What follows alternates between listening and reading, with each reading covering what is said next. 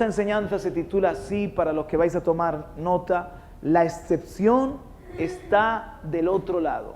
Diga conmigo, la excepción está del otro lado.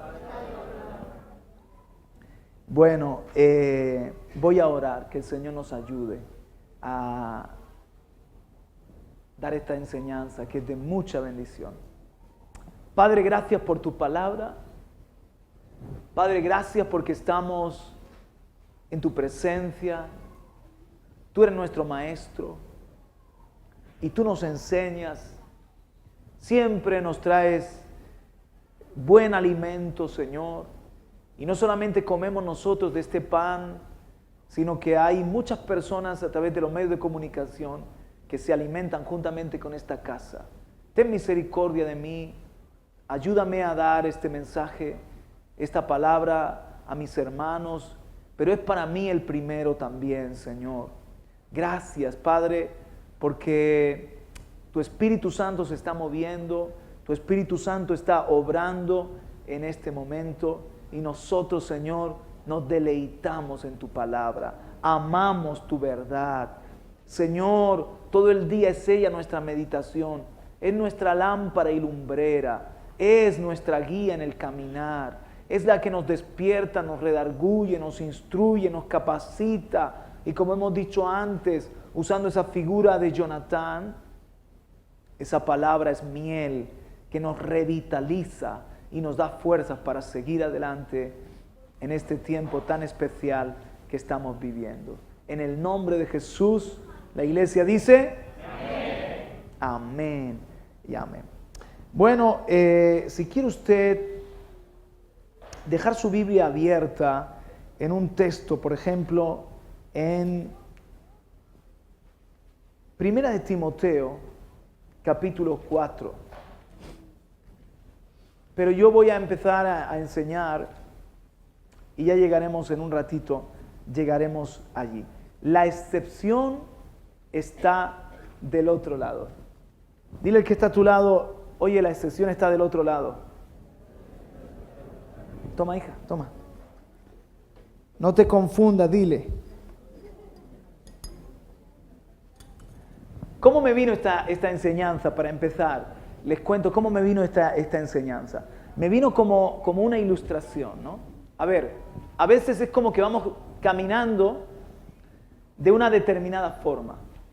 Entonces el Señor nos pide que hagamos algo. Me vino en el ejemplo de testificar a una vida. Usualmente no hablas a nadie. ¿Por qué no hablas a nadie? Porque tu vida ya es un mensaje. Esta es una de las excusas que ponemos para no predicar. Yo predico con mi vida. Habría que ver eso, si es cierto o no. Pero es una de las formas en las que quizás nuestra conciencia se queda un poquito tranquila. Entonces yo voy caminando por este carril, que es: normalmente no le hablo a la gente de Jesucristo y de mi fe. Y voy andando por este carril.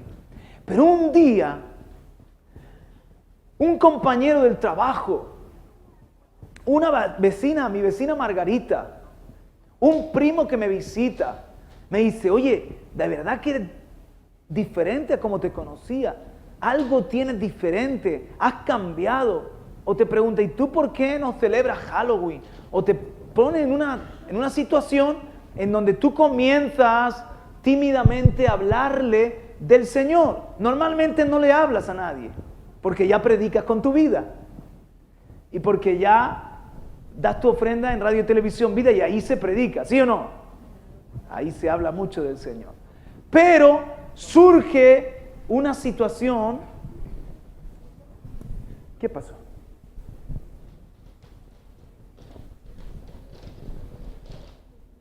¿Que no va esto? ¿Me lo quito esto?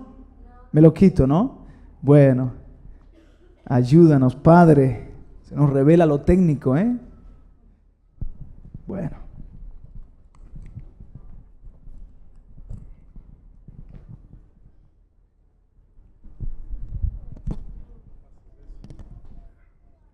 La excepción está del otro lado.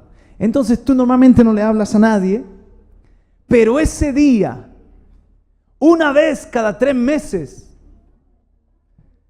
porque te lo preguntan directamente, porque estás al lado de un hermano que es muy fogoso, porque el Espíritu Santo te empuja, porque has salido de una reunión de avivamiento y tienes el valor de hacerlo, cruzas al otro lado y das testimonio de tu fe. Y Dios te usa o compartes del Señor y dices, hoy le he hablado a alguien del Señor. Qué alegría más grande, gloria a Dios. A lo mejor te han rechazado o te han aceptado las palabras o bueno, has sembrado la semillita. El caso es que vuelves a este lado. El lado en el que estás a gusto, estás acostumbrado. Que normalmente tú no le hablas a la gente del Señor Jesús porque tú ya predicas con tu vida, ¿verdad? Tu vida ya es un mensaje. Pero Jesús no dijo que nuestra vida iba a salvar a las personas, que nuestra vida iba a ser la predicación que salvara a las personas. Él dijo que con la predicación, con las palabras, la palabra del Evangelio, que es una buena noticia que tiene que comunicarse, así es como Él iba a convertir y a salvar a las personas, ¿sí o no? Pero son engaños o son cosas, hermanos, que por miedo a ser rechazados, porque vemos que hay poca gente que tenga un oído atento, pues yo sigo por este carril de que normalmente no le hablo a nadie. 3 meses después me vuelvo a encontrar con Margarita. Oye, háblame un poco más. O tengo otra situación así, como que de frente alguien llorando viene a pedirme un par de oídos atentos y está desahogándose. Entonces me cruzo otra vez y le consuelo y le digo, mira, ¿sabes que Jesús, Él me consoló a mí en mi tristeza, en mi angustia, en mi depresión? Él te ama. No me digas, y es que tú eres cristiana. Sí, pero si nunca me habla, pero yo es que hablo con mi vida. Entonces vuelvo a hablar del Señor. Han pasado 5 meses, ¿no? Y otra vez lo he hecho. Y otra vez me vengo al carril donde usualmente me siguen. Entonces cuando me preguntan, ¿tú testificas del Señor? ¿Qué es lo que tú dices? Sí. ¿Y cuándo fue la última vez? Bueno, coincide que la semana pasada, que alguien lloraba y le consolé, o un compañero del trabajo me preguntó que por qué los domingos no me junto con mi familia o por qué oigo Radio Vida. Y antes que eso, hace 3 meses, pero sí yo hablo del Señor. Escucha, hablas del Señor, pero excepcionalmente,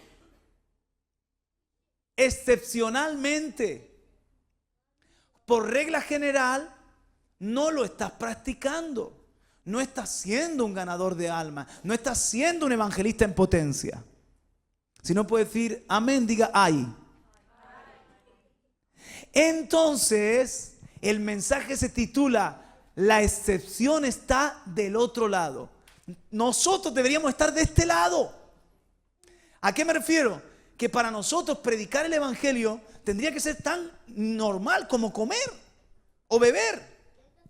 Que yo tendría que estar buscando oportunidades, no que me pregunten, no que no tengo más remedio que decir por qué escucho Radio Vida, o por qué no celebro Halloween, o por qué no tomo drogas, no digo palabrotas. Alguien me pregunta o me veo en un momento así entre la espada y la pared y hablo del Señor. No, yo debería estar provocando la situación, yo debería estar buscando esos encuentros celestiales, yo debería estar guiando vidas a los pies de Cristo. Con mi vida tengo que vivir bien, tengo que reflejar a un Dios vivo, bueno, de amor y poderoso, pero con mis palabras debería de estar hablando todos los días. Eso tendría que ser la norma, eso tendría que ser lo normal. Qué bienaventurados son los pies de los que llevan las buenas nuevas, de los que anuncian la paz. Amén. Y excepcionalmente, el Espíritu Santo me dice: no le hables a esa persona, porque ya le has hablado otras veces y estás en un momento donde lo que tienes que hacer solo es orar por ella y mantener tu testimonio, porque en este momento si le hablas se te revuelve como un puerco, como un cerdo. Y la Biblia dice: no echéis vuestras perlas a los cerdos. entonces me cruzo a este lado. Este es el lado de la excepción, donde no hablo y callo.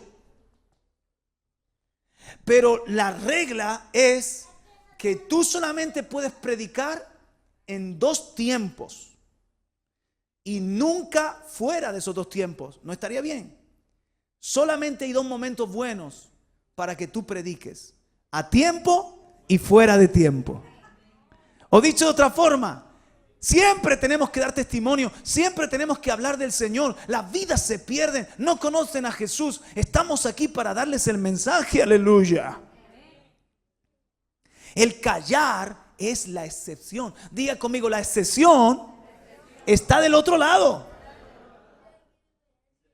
¿Lo entienden? Que el Espíritu Santo te dice: no eche las perlas a los cerdos. Este es un momento donde a esa vida calla y no le hables. Porque en vez de ser para bien, va a ser para peor. Va a pensar que eres un pesado, va a pensar que eres un religioso. Es momento de que te calle. Pero eso es la excepción. No puedes por ahí ir diciendo: es que la gente no quiere ni oír. Este seguro que no es salvo.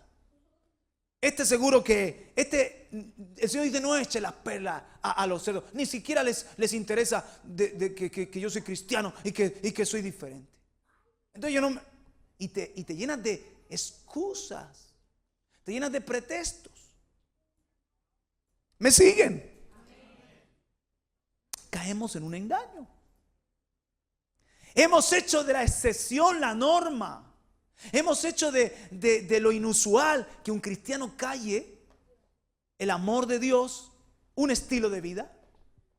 Y nuestra conciencia se alivia porque puntualmente, excepcionalmente, que en el cielo de repente el Padre dice: paren de cantar, ángeles, un momentito, hijo, asómate, a ver, abre una nube, mira, Juan Carlos está hablando. Sí, no se avergüenza, está hablando. ¿Y eso? No sé, habrá tomado un café de más. Qué extraño. ¿Cuándo fue la última vez? Ángel, que anota las buenas obras de este hijo mío. ¿Cuándo fue la última vez que habló del Señor? No, hace 5 meses. Porque se encontró un amigo de la infancia y le dijo: qué diferente estás, cómo has cambiado. Y ahí habló un poquito. Ay. Otra vez está haciendo algo excepcional, inusual. ¿Lo ven, mis hermanos? Pero la excepción tendría que ser lo otro. Porque Jesús dijo: id por todo el mundo y predicad el evangelio a los escogidos, a los simpáticos, a los que te quieren oír, a los que te caen bien. ¿Dijo eso? Id y predicad el evangelio a toda criatura. Si respira, necesita a Cristo. Punto. Si tiene 2 oídos y si no los tiene sanos, ora que se le sanen. Y si no los tiene sanos, le hablas con gestos, le hablas con escritos. Pero necesitan conocer el amor de Dios. Ahora, ya han visto de qué va la cosa, ¿no? ¿Se quieren ir? A tiempo están, ¿eh? Oiga, he dicho que me preparo una infusión calentita, pero esto no es televisivo, ¿eh? Esto es el bol de la yaya. Esto no me lo acabo yo hasta mañana. Pero me hace mucho bien, está muy rico y me hace mucho bien a mi garganta. Así que voy a enseñar un poquito. La excepción está del otro lado. ¿Qué dice el diccionario que es la palabra excepción? La palabra excepción es distinción, exclusión de alguien o algo de la generalidad, rareza, anomalía, alguien o algo que queda fuera de la regla común, que está fuera de lo común o extraordinario. Todo esto lo dice el diccionario enciclopédico Larousse, fuera de lo común o extraordinario. Algo que queda excluido, fuera de la generalidad, de la regla común. Eso es una excepción. Y yo te quiero hablar de que hay un cristianismo de excepción. Ahora vamos a llegar allí. Ok.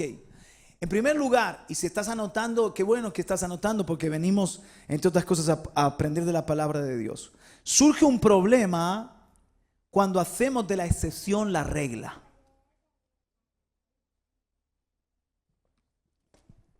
Surge un problema cuando hacemos de la excepción la regla. Estamos enseñando, pastores, ¿ha ido bien la oración, el ungimiento? Amén. Estamos enseñando acerca de que la excepción está del otro lado. Así se titula la enseñanza. La excepción está del otro lado. Es poderoso. Miren, lo primero que estamos viendo, surge un problema cuando hacemos de la excepción la regla. Les voy a poner diferentes cuadros para que ustedes entiendan lo que estamos enseñando. Por ejemplo, el celibato. Ustedes saben que la Biblia habla de personas que no se casan, que se quedan solteras. Pablo no se casó. Bernabé no se casó.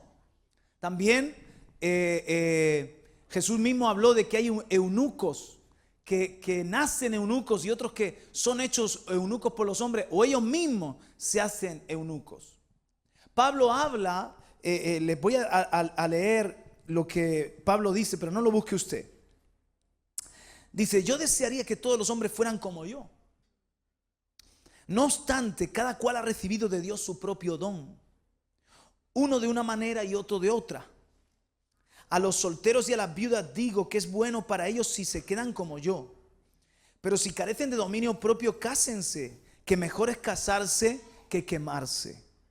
Pablo está enseñando que él pensaba, miren, Pablo pensaba que el tiempo era muy corto, que el Señor venía muy pronto. Todos los cristianos de las diferentes edades y los del Nuevo Testamento pensaban que la venida del Señor estaba a la vuelta de la esquina. Y se atreve Pablo a decir, pero dice, lo digo yo, no como mandamiento del Señor, como un consejo mío. Me gustaría que fueran como yo, los solteros, las viudas, que no se casasen. Pero no todos tienen este don. Pablo sabía que era un don, el del dominio propio, la castidad o el celibato. Pero es la excepción de la regla. ¿Cuál es la regla? No es bueno para el hombre que esté solo, le haré una ayuda idónea. Por tanto, dejará el hombre a su padre, a su madre, se unirá a su mujer, los dos serán una sola carne. Eso es lo normal y así se ha reproducido la especie desde el principio.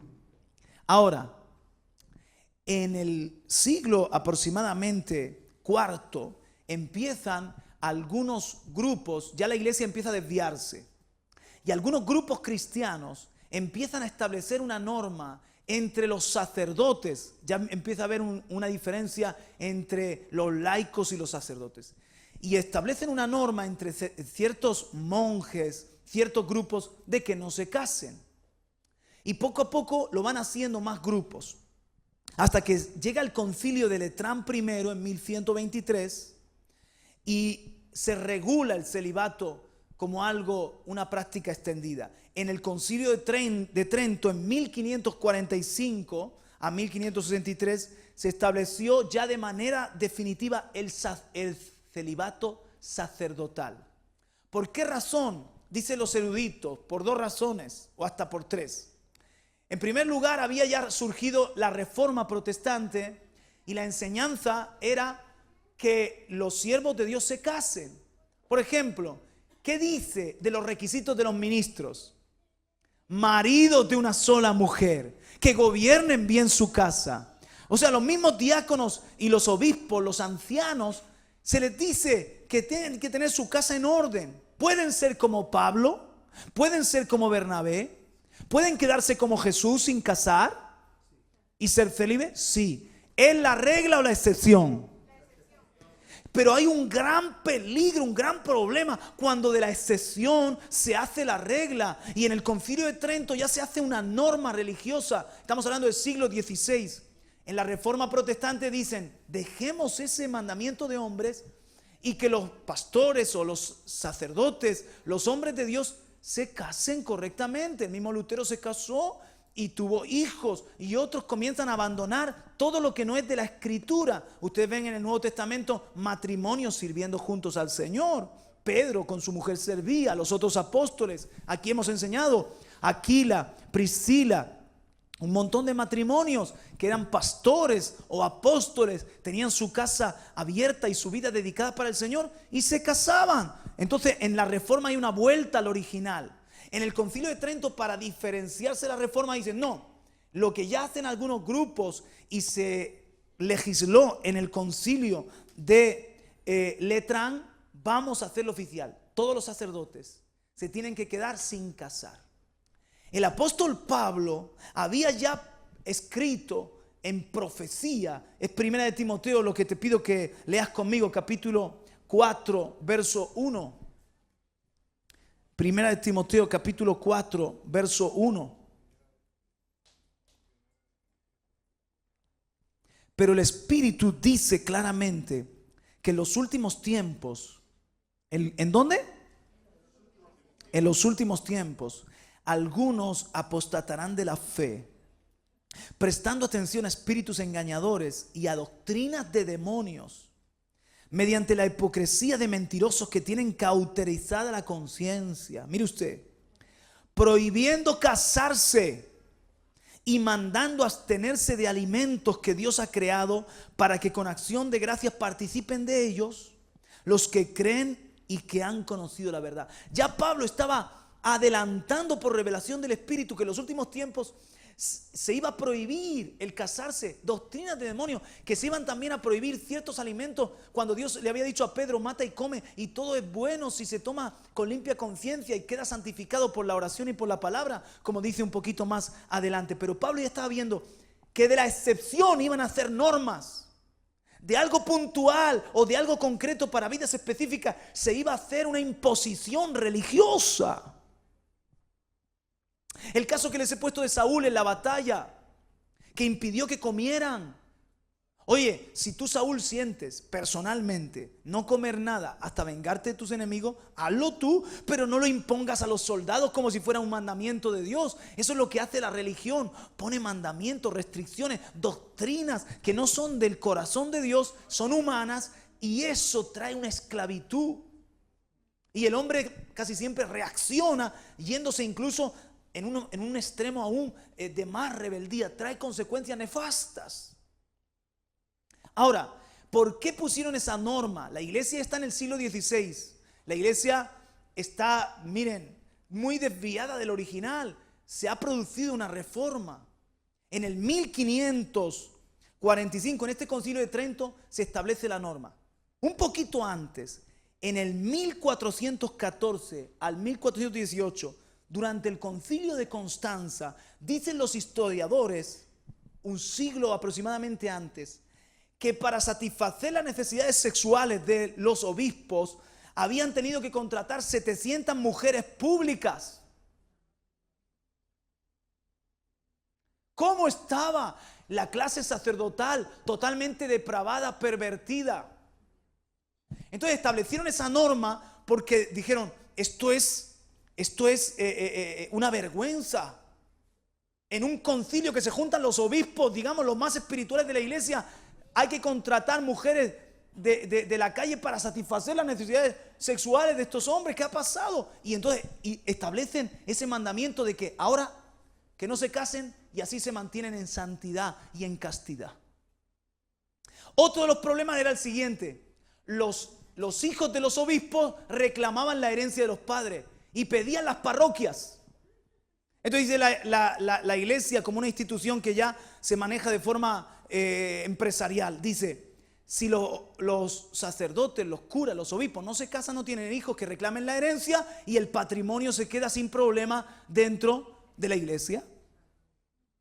Entonces nos dejamos el principio espiritual y de la excepción que era para algunos hombres un don de celibato, un propósito de quedarse sin casar, se establece una norma para todos los siervos de Dios. Ahora piensen en las consecuencias.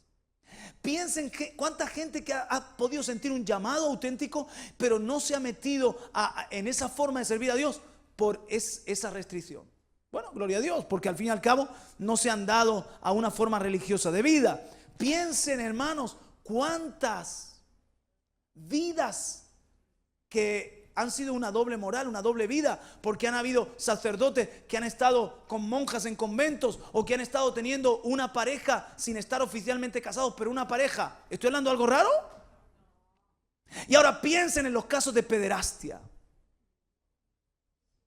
Porque se meten, visten los hábitos, pero no tienen el dominio propio, y entonces todo lo contrario. Hay una depravación, hay una serie de apetitos carnales desenfrenados. ¿Cuántos casos de pederastia que aún se están descubriendo hoy en día por hacer de la excepción una norma?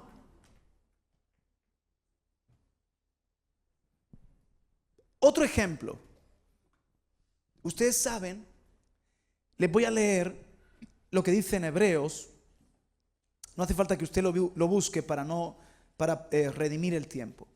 En Hebreos capítulo 6, versos 4 y 6, dice lo siguiente: porque en el caso de los que fueron una vez iluminados, que probaron el don celestial y fueron hechos partícipes del Espíritu Santo, que gustaron la buena palabra de Dios y los poderes del siglo venidero, pero después cayeron, es imposible renovarlos otra vez para arrepentimiento, puesto que de nuevo crucifican para sí mismos al Hijo de Dios y les ponen a la ignominia pública.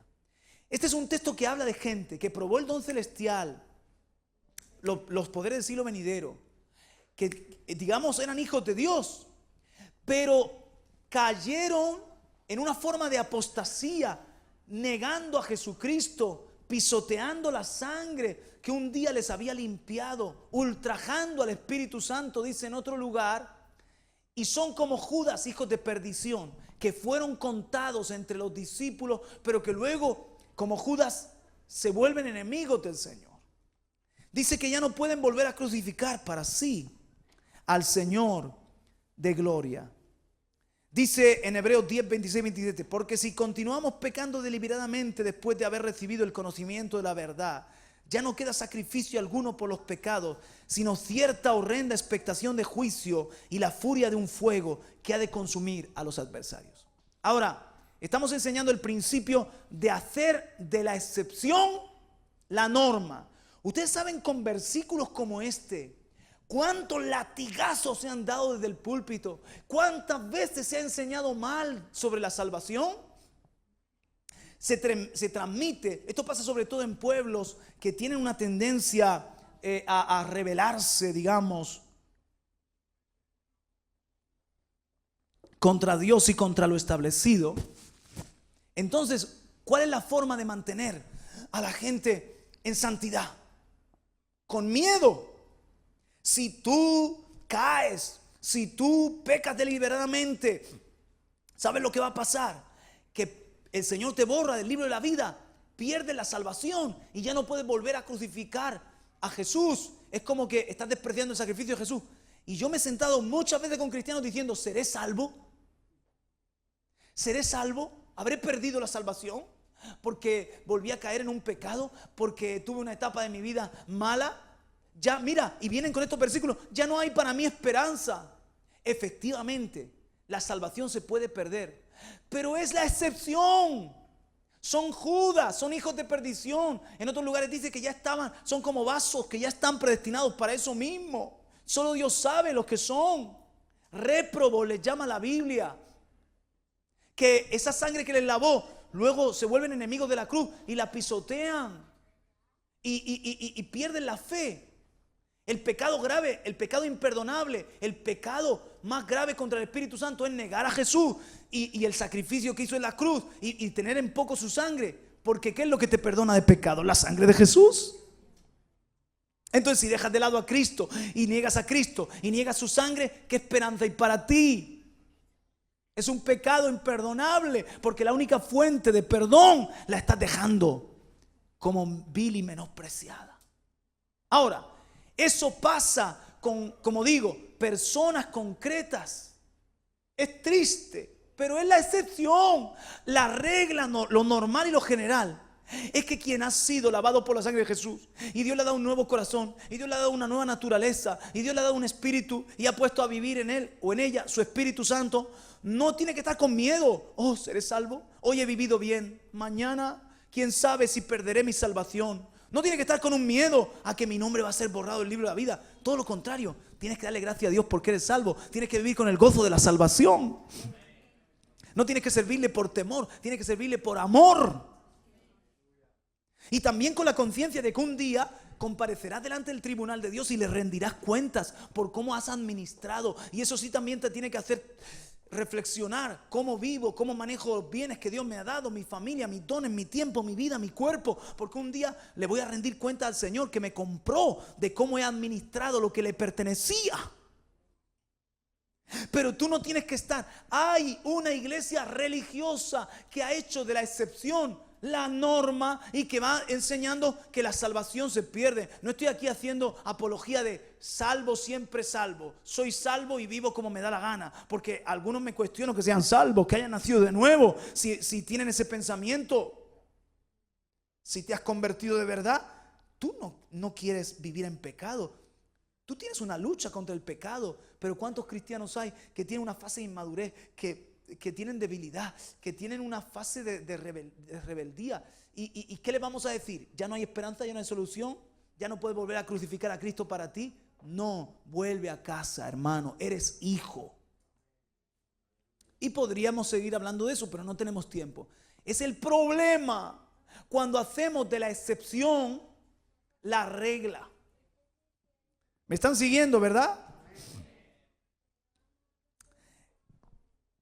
Les voy a poner un ejemplo mío personal. A mí me enseñaron lo siguiente: ya no hay milagros, Juan Carlos. Estaba yo recién convertido, tenía como 16, 17 años. Un maestro de la palabra que vino de los Estados Unidos, hicimos un retiro. ¿Cómo enseñaba, varón?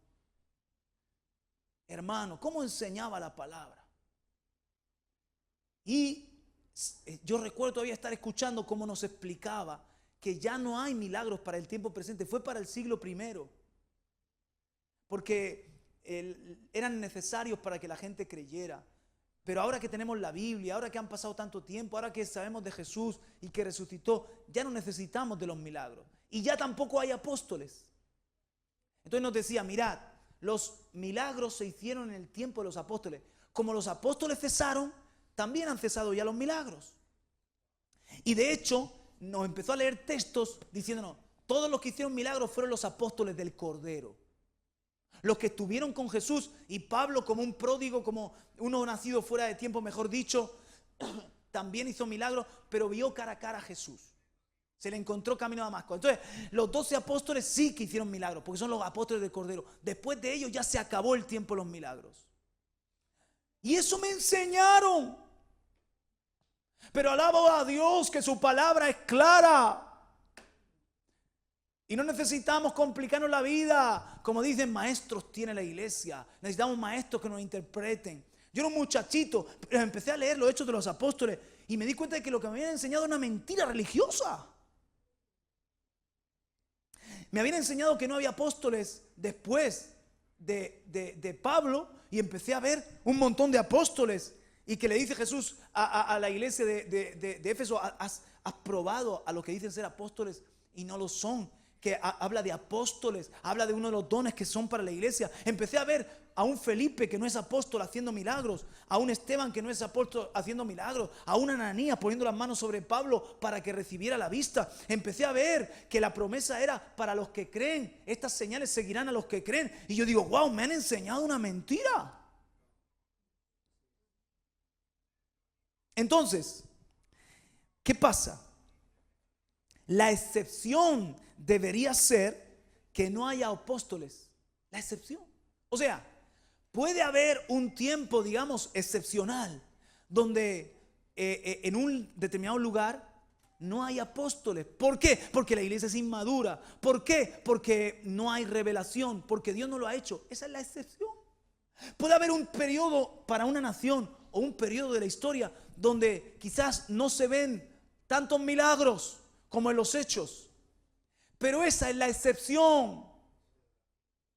No podemos hacer de la excepción la norma.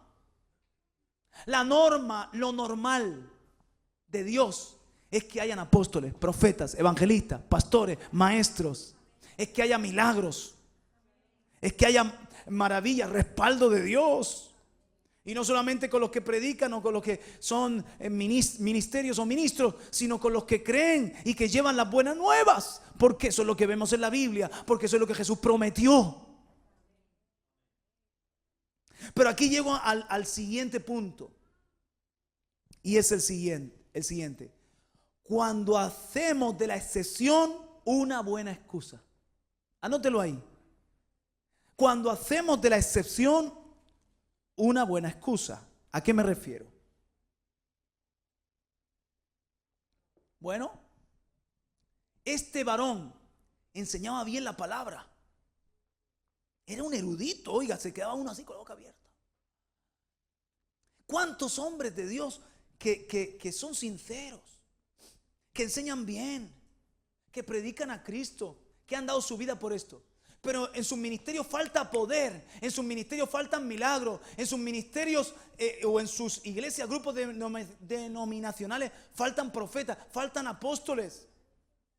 Pero a pesar de que eso no está, y eso debería ser algo excepcional, ponemos excusa, hacemos de la excepción la excusa. Bueno, es que en esta iglesia no hay milagros, porque ya no es tiempo de milagros. Y hacen una excusa. No, ya no hay apóstoles. Ya se terminó el tiempo de los apóstoles y de los hechos de los apóstoles. Y hacen de algo excepcional, de algo que tendría que ser raro, algo que tendría que ser inusual, una excusa. Entonces, de la excepción se hace una excusa. Les voy a poner un ejemplo que me venía. Como estamos en un ambiente donde se convierten pocos españoles, entonces decimos, es que los españoles son duros. Y nos conformamos con ese estado de las cosas, en vez de rebelarnos contra esa realidad. Nosotros la aceptamos como si fuera la norma. Es que España es difícil, es que los españoles son duros. No esperen mucho que se conviertan, no esperes que en una campaña venga mucha gente. Y lo asumimos como lo normal. Escuche. Hacemos de eso que es lo normal para nosotros, lo hacemos una excusa. Es que los españoles son duros. Y nos quedamos ahí, nos conformamos. Pero se deben convertir muchos españoles, porque necesitan a Cristo como los africanos, como los australianos, como los ingleses, como los norteamericanos, como los sudamericanos. Se deben convertir muchos españoles, ¿sí o no? En el Evangelio dice que multitudes creerán de toda tribu, lengua y nación, excepto España. Yo no veo esa excepción. Yo creo que Dios va a hacer algo en cada nación, que Dios tiene un tiempo fijado para cada nación. Y que la excepción para nosotros tendría que ser que alguien no se convierta, o que haya pocos frutos, o que haya poco resultado. Eso tendríamos que pensarlo como algo raro. No conformarnos a esa realidad. Lo que quiero decir es lo que estaba aquí escribiendo. Voy a perseguir esta realidad por fe hasta que sea lo normal. Voy a creer que en mi nación no va a ser algo excepcional que se convierta en un español, sino que va a ser normal. Va a ser frecuente, va a ser una realidad que establecemos. Yo no me puedo excusar. No sé si me entiende. Igual es que se sane un paralítico es algo excepcional.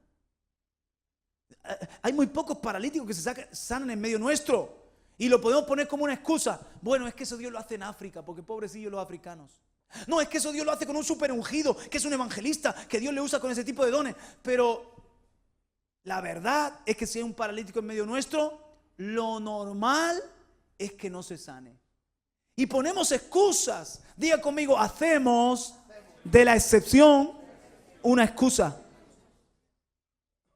¿Usted sabe qué tendría que ser lo raro?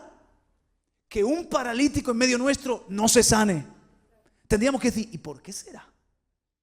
¿Será que Dios tiene un trato con esta vida? ¿Será que hay un propósito que esté en la silla de ruedas? ¿Será que Dios quiere incrementar nuestra fe o la fe de Él? Lo normal tendría que ser que se sanen paralíticos, que cojos anden, que ciegos vean. Ustedes me están mirando con ojos como de chino. Con ojos así como diciendo, ¿qué estás diciendo, Juan Carlos? Lo que estoy diciendo es que yo no me voy a conformar a algo excepcional. Un paralítico se sanó, aleluya. Yo quiero ver que los enfermos en medio nuestro, o los endemoniados en medio nuestro, o la gente que necesita un milagro, lo reciba, y que lo excepcional sea que no lo reciba. Y que ahí digamos, bueno, es que algo Dios quizás excepcional está haciendo ahí. Pero lo normal es que las personas encuentren a un Cristo que sana, que liberta, que restaura y que hace maravillas en medio de su pueblo. Dejemos las excusas. No nos conformemos. No hagamos de la excepción la excusa. No hagamos de algo que según la Biblia debería ser excepcional. Según la Biblia debería ser algo extraño, excepcional. No pongamos excusas, hermanos. Por ejemplo, le voy a poner otro ejemplo. Por ejemplo, en la Biblia lo excepcional es que un cristiano esté lleno del Espíritu Santo, lleno de fe, lleno de fuego y lleno de poder. Eso es lo excepcional, ¿sí o no? No. ¿Qué es lo excepcional? ¿Qué es lo raro? ¿Qué es lo extraño?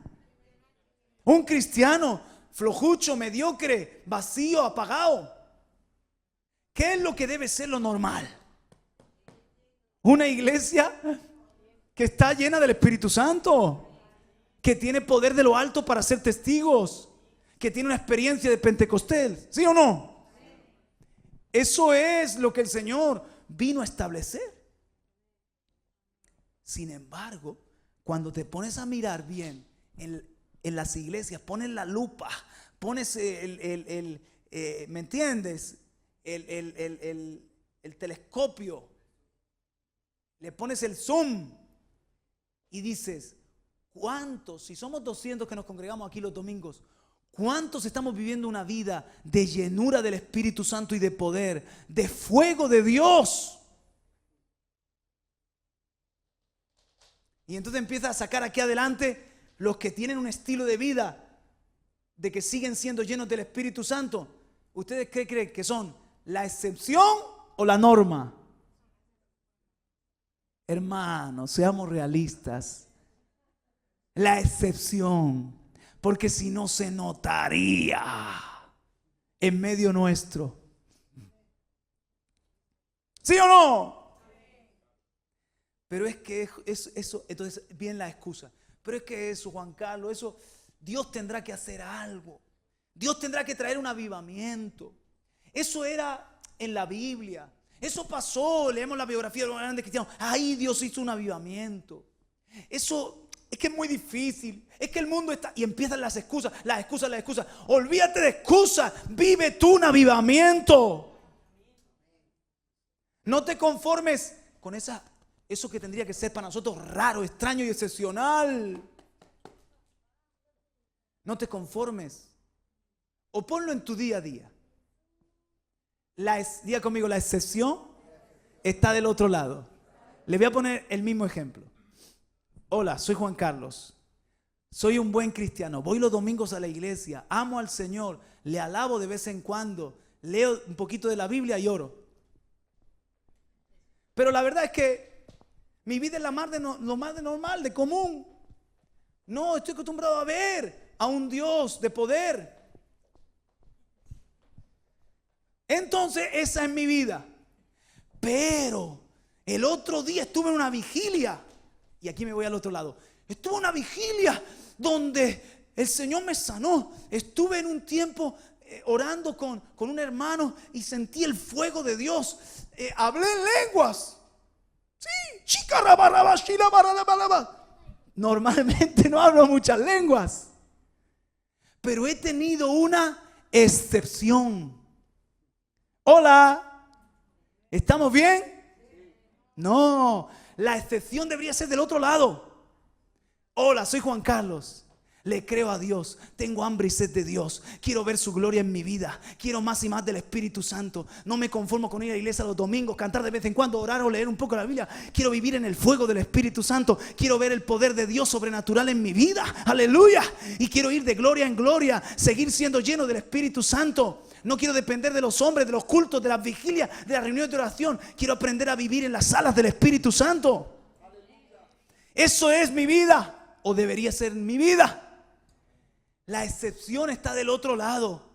Puntualmente, puedo tener un mal día, puedo tener una crisis, puedo tener una discusión con mi esposa, puedo tener un momento donde me levanto un día en la carne torcido y no me acabo de enderezar hasta que no llega a las 11 de la noche y digo, Señor, perdóname, mejor me hubiera quedado hoy en la cama. ¿Me está entendiendo? Esto tendría que ser la excepción.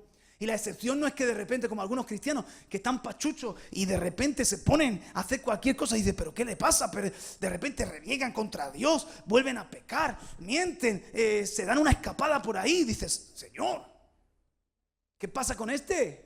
Una inestabilidad grande. Si tú tienes un estilo de vida de llenura del Espíritu Santo, tú puedes tener un día un poco de que tu fe no está para tirar cohetes, que un poquito más apagadito, que hola.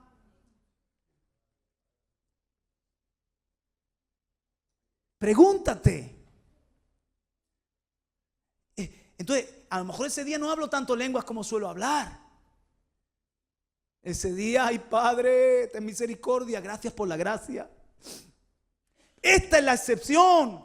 Pero entonces a la mañana siguiente se renuevan las misericordias y las bondades del Señor y me vengo para acá. Y lo normal entonces para mí tiene que ser hablar en lengua y profetizar y soñar sueños y leer la escritura y que se me abran las escrituras. Que tú has tenido una revelación de las escrituras, ¿sí? De verdad. Hermano, lo normal es que Dios nos hable, es que Dios nos guíe. Es que vivamos una vida en el Espíritu donde hayan visiones, donde hayan experiencias con Dios, donde hayan manifestaciones de un Dios que es vivo, grande y poderoso. ¿Sí? Así que la excepción está del otro lado. Tenemos que venirnos al lado correcto. ¿Está cansado ya o seguimos un poquito más?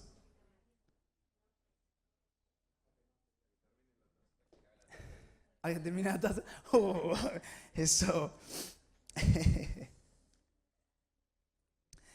Entonces, miren, anote esto. Un cristianismo de excepción. Hay cristianos que alguna vez ayunan. Sí. Yo ayuné una vez. 40 días ayuné. Casi me da un síncope. 40 días porque no me casaba ni la de 3. Digo, Señor, voy a ayunar para que me dé una esposa. Entonces le pregunto, ¿tú sabes del ayuno? Sí, si yo te contara del ayuno. Y una vez ayuné. Pero es la excepción. A la hora de testificar de Cristo. Hermano, no hablo esto con superioridad. Yo he caído en este error también. Yo he tenido etapas de mi vida donde en el día a día de una semana, de los 7 días de la semana, obviamente no ahora porque he madurado, pero han habido etapas de mi vida que de los 7 días de la semana he tenido un día de orar en una forma bonita, buena con el Señor, y 6 que no. Entonces, el día de oración era la excepción. Lo normal era orar por la mañana y en la comida y en la noche. Yo he caído en ese error de descuidar la lectura de la palabra. De a lo mejor un día sí, ay, qué buena es la palabra, tal, pero de repente estar otros días Entonces yo no les hablo, espero que me entiendan. El Espíritu Santo me ha redarguido a mí por haberme descuidado en dar testimonio de mi fe. Y de repente decir, qué bonito es hablar a otros de Cristo. Y ser rechazados, sí que tendremos que ser rechazados. O ver que una persona es tocada por una palabra que le das, por una mirada, por un abrazo, por una oración. Qué bonito es esto. Pero tiempos que de repente lo he descuidado en mi vida. Entonces yo te voy a hacer algunas preguntas, ¿de acuerdo? Para ver si tú estás viviendo un cristianismo de excepción. Dile al que está a tu lado, estás a tiempo de irte.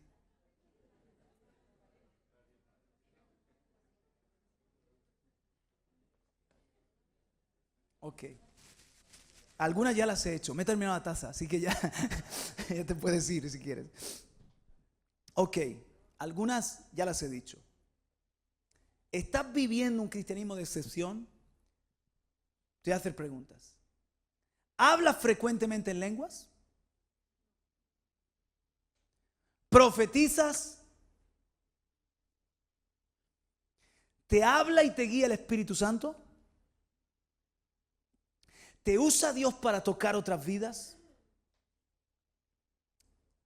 ¿Estás viendo milagros en tu vida?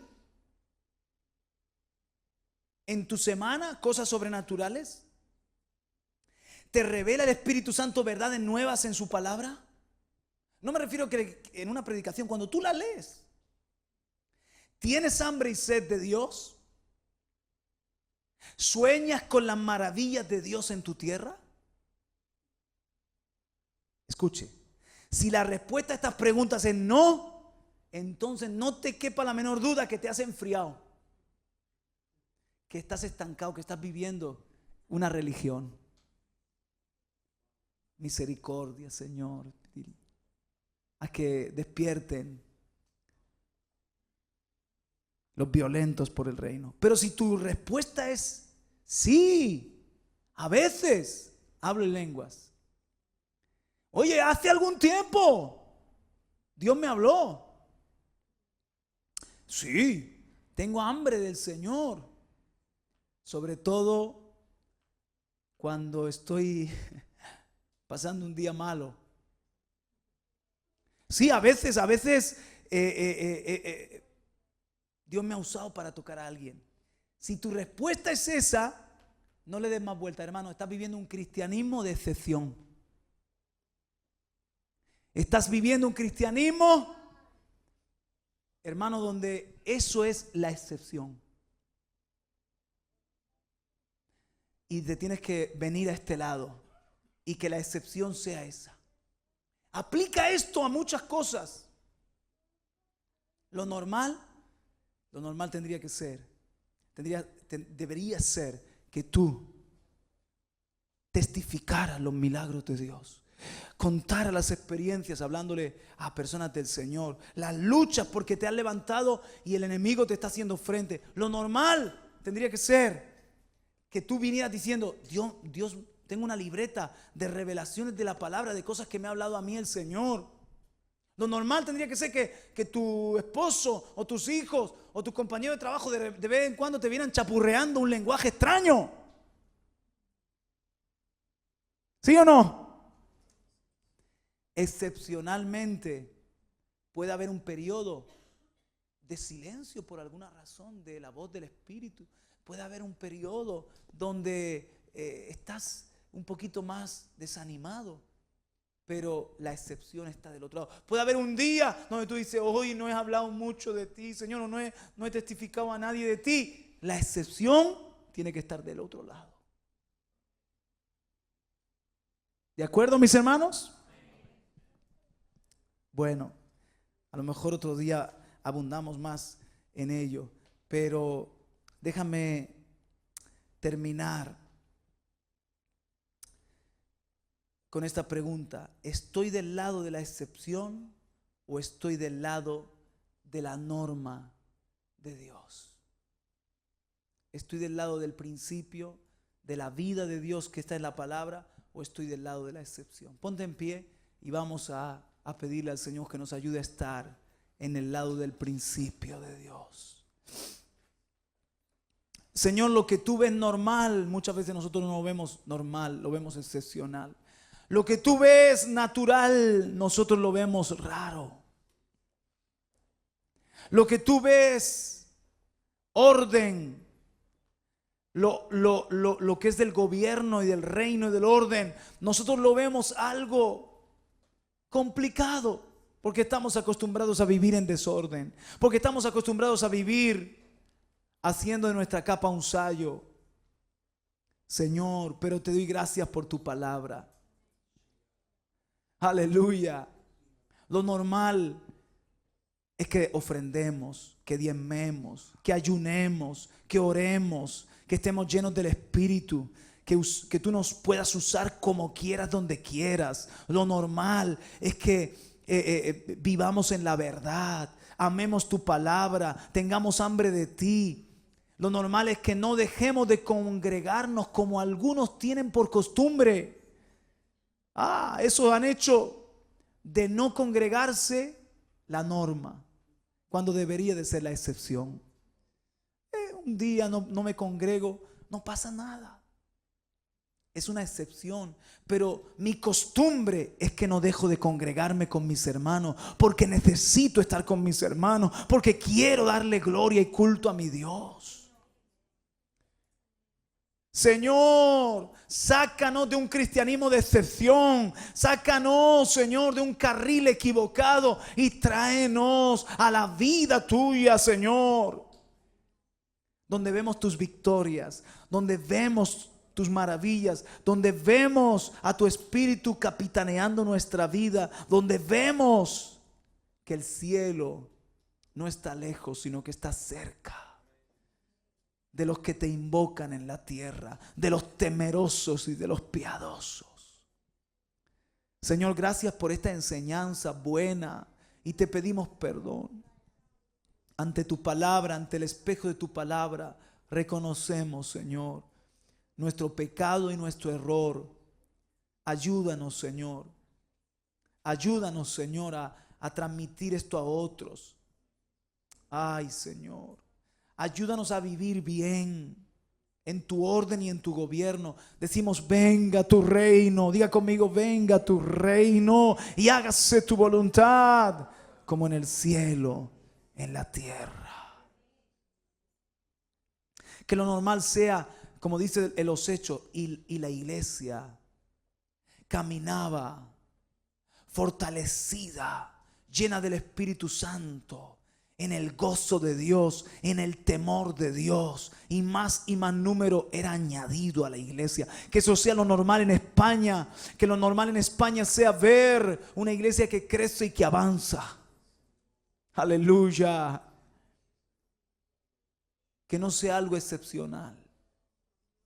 Perdónanos, Señor, por las excusas. Perdónanos por acostumbrarnos a lo que tendríamos que aborrecer. Perdónanos si nos hemos cansado en la búsqueda.